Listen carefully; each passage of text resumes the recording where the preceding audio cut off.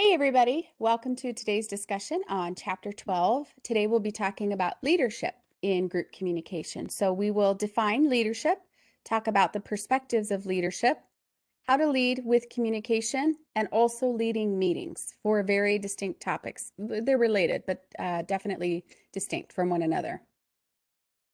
So in terms of defining leadership, I want to just be clear that we're talking today about leadership and not management. There's some very clear differences. Most people prefer to be led versus managed. You can think of managed as more checking boxes and times and days, and some people will think of it in terms of micromanagement.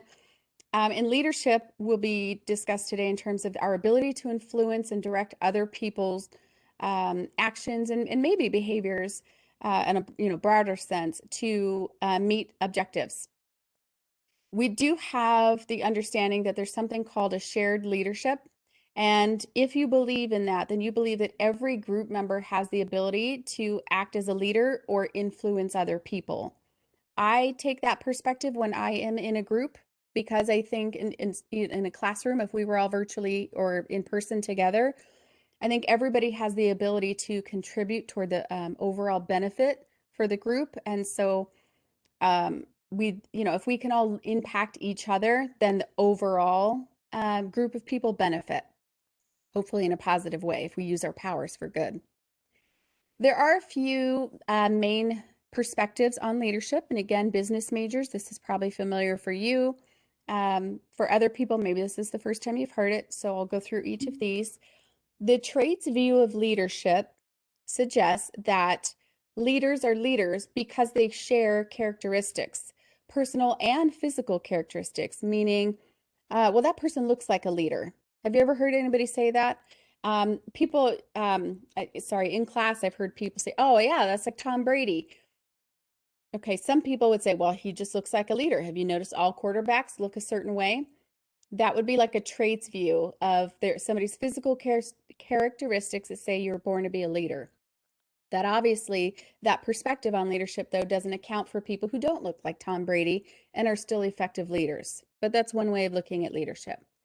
Then you have a situational view of leadership, which says um, it's going to depend, of course, on the situation and whether or not the people in the group are willing to step up or make an effort or move the group forward in some way. So based on the situation. And this is true, I think, sometimes when we think of like a car accident. I normally would not hop out of a car and, help somebody that I don't know. But if I saw a really bad accident, if there was a situation that called for additional leadership on my part, I might be more of a leader than usual. The third perspective is a functional view of leadership, and it considers the different types of communication behaviors that help people work towards goals. So a functional view might be, okay, the person who's great at organizing, go ahead and lead us by organizing us. And maybe there's a separate person who's going to motivate us because that person has great motivational skills. Or just, one of those things. We'll pick the most motivational person. That's who we're going to follow based on whatever function we want to see in those people. So those are three views. And then we also have a style view. So this is number 4. And these are specific behaviors that keep people leading others for better or worse. So we'll talk about each of these. There is an autocratic leadership style, and we would see this maybe in some other countries, and you may know people in your workplaces. This is when the leader tells other people what to do. No questions asked, there's no discussion, we don't need people's input. I'm just going to tell you what to do. And that does work in some cases, especially if there's a limited amount of time or you really can't get everybody's opinion because it's going to be all over the place or you just need to get something done. Then it makes sense to have like an autocratic leadership style. But as you can imagine, most people don't respond to that as a general rule because then they feel excluded. And, if they're not part of the conversation, they don't really feel part of the team. It's just like, oh, hey, I'm going to come in here, do my job, and you don't really care. You could replace me with anybody because you're just going to tell me what to do. You don't want to know what I think or can bring to the table. The very opposite of that is what we would call a laissez-faire leadership style. And that's when you have a leader who just says, oh, what do you guys think? What do you want to do? And you can think of maybe the difference between these two, between like parenting and babysitting. Parenting, especially for younger kids, is probably going to be much more autocratic. No, you can't jump off that really tall rock. No, you can't run in the street. We're not going to have a conversation about it. You just can't do those things, right? A laissez-faire babysitter would be like, yeah, cool. I'm just going to be here on my phone, whatever you guys want to do. Yeah, run outside and, maybe it's dark and, the street lights don't work, but hey, it's just whatever you guys want to do. That doesn't work really well in a corporate or business setting because while people sometimes like the freedom, they also need and want structure. So this is not probably the best strategy in most places either. People start to check out because they think they're still not valued, right? If I say, well, whatever you want to do, then it can take away the ability for me to impact the group. The third, which is kind of middle of the road, is a democratic leadership style. And that is when you do get input from the group, but then you still are willing to make decisions for the benefit of the group. And some people use this as a parenting style. They'll, maybe as kids get older, as a parent, I start saying, okay, well, we have this free time this weekend. What do you guys want to do? And if they mention things that are dangerous or illegal or inappropriate, then I go, yeah, no, probably not those things, but like what other things? Maybe here are some parameters. So I still give them the opportunity to provide input, but then I make decisions. This is generally speaking, I think, the best strategy for the workplace. At least I should say most people seem to respond better to this because, again, it gives them the opportunity to know they can give input and so therefore are valued. But they also are taught to understand that the leader is going to ultimately, in most cases, going to have to just make the decision for the benefit of the group. And it may not always be what we want, but by giving that person the ability to make decisions through a democratic process, we can at least we demonstrate trust. So that's, again, the most popular. There is going to be, of course, a quiz on all this content, and we will have a homework assignment that talks about when you had a team meeting, what type of leader were you? So I would be sure to make sure you understand each of these types of leadership so that you can refer to it in the homework. One thing that we want to be thinking about in terms of communication within groups is something called groupthink. It can be good and it can be bad. Groupthink happens when we, let's say, are with a group for a long period of time. It's more likely to happen when we know people well. We're with, maybe it's a support group, or again, maybe it's a team at work. We're with them so often, we don't want to cause any problems by disagreeing. We just want to go along to get along, if you will. So even if we're talking about something and don't totally agree with it, we might not say anything because we think it's better for the group.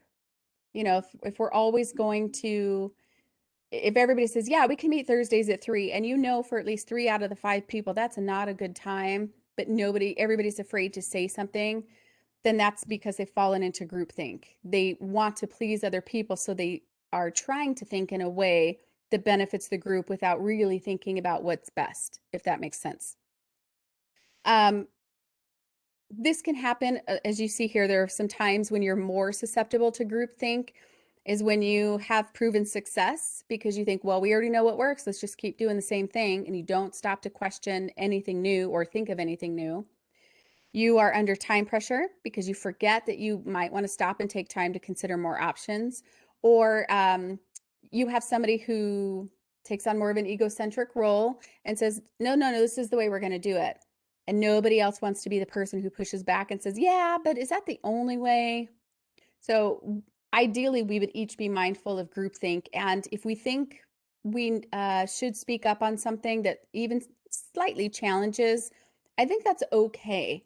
There is a lot of research to say, when we have candid conversations with one another, so long as we're respectful, people really appreciate that. And then it's gives you the opportunity to build trust.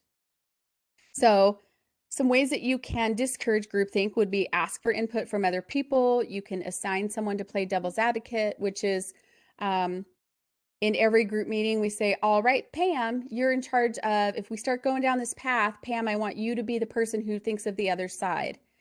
And what that does is it makes it not personal anymore. Pam's job, we've all agreed, is to think of the other side for us, just to make sure we cover all the bases. And so that's kind of nice. Devil advocate is not meant to be causing problems. It's meant to ensure that we're being thorough thinkers, if done respectfully. I'm going to transition here because we've been talking about leadership and then communication in leadership, and now we're going to be talking about meetings. One of our course objectives is tied to you leading a meeting and creating an agenda in minutes. So you do have a homework assignment. Actually, I think it's a few assignments I've broken into a few parts just so it doesn't, it's actually not that much work, I think, but it reads like it's a lot of work. So I've separated it into 3 parts. But essentially, what's going to happen is you will need to plan a meeting with people either virtually or in person about whatever topic you want. You'll need to create an agenda. You'll need to assign a task role and a maintenance role, which we talked about before.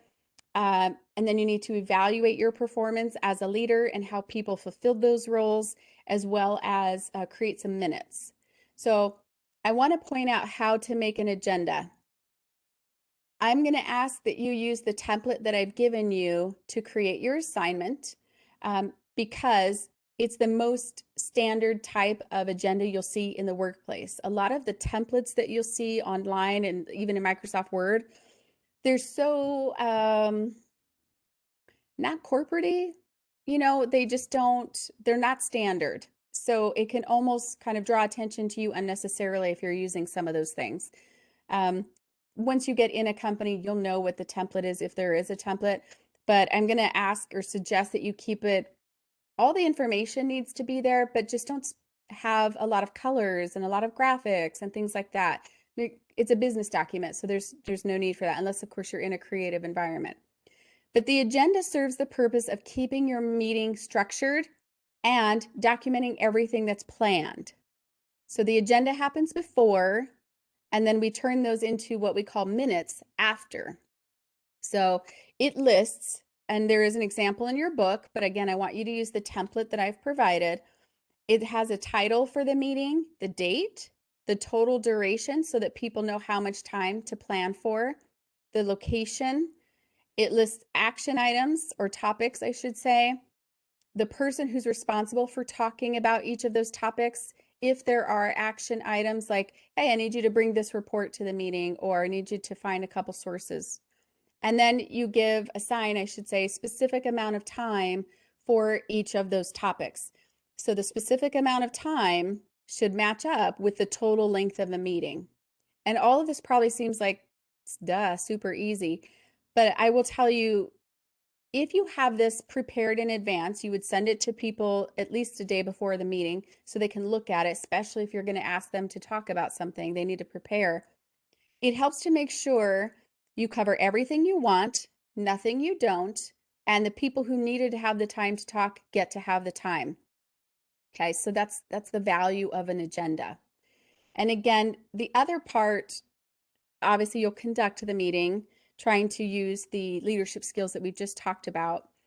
But then most people are less familiar with something called a meeting minute. I'm not really sure, well, I know, but I'm not really sure why we continue to call them minutes. It's basically like the summary, but it isn't a summary in terms of paragraphs. Essentially what you do is you take the agenda, and what I personally do is use the same template that I use for the agenda, and I've given you a template I'd like you to use. And then just put a few notes or key terms or maybe a few sentences underneath each item. And then that's it. That's because the same document that was your agenda now becomes your minutes, right? Because all the same information at the top applies. Instead of on the agenda, you'll list, and I'll come back here, how much time each person gets. You don't need to have that on the minutes, so you can totally delete that column, which I think is done on the template I gave you. And then that's where you can put the notes for what actually happened. So the benefit of the minutes is you would send these out within about 24 hours of the meeting. And this is helpful. You would also list the names of the people who actually attended, by the way. The agenda says who's invited, the minutes say who attended. This becomes a record so that if you ever need to track what people were told and when, you have it. And managers will do this as well. If you're not the one rolling into a management position, but you start seeing agendas coming together, that's what they're doing. They're tracking, if I have you guys come to a meeting and I'm the manager and I cover X, Y, and Z topics, I'm going to document that I trained you guys on those topics because you all got a copy of the agenda. We talked about it. And then my minutes will say, and here are what the questions were, and here's what we talked about. So that's the value. This isn't a task to keep you busy. It's something that is used in a lot of workplaces. And I'm glad it's an objective because I think it's a skill you can benefit from knowing. We talked about the definition of leadership and group communication, perspectives on leadership. Again, we talked about leading with communication, and then also just leading meetings, which is the agenda and the minutes. So thank you so much for your attention. Hopefully you watched to the end. And if you have any questions, please let me know. Thanks, guys.